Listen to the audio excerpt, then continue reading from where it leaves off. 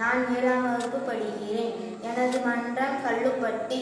எனது அமைப்பு TRRM. இந்திய அரசமைப்பு சட்டத்தின் முகப்புரை. இந்திய மக்களாகிய நாம் இந்தியாவை இறையாண்மை கொண்ட சமன்வய மிக்க சமய சார்பற்ற ஜனநாயக குடியரசாக அமைப்பதென உறுதி பூண்டுள்ளோம்.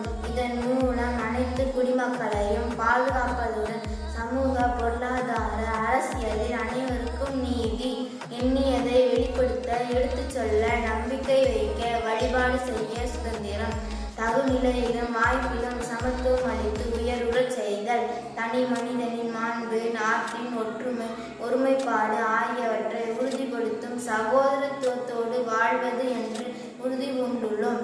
இந்திய அரசமைப்பு சட்டத்தை 1949ஆம் ஆண்டு நவம்பர் திங்கள் 26ஆம் நாள் நமது அரசமைப்பு நிர்ணய அவையில் ஏற்றுக்கொண்டு இயற்றி நமக்கு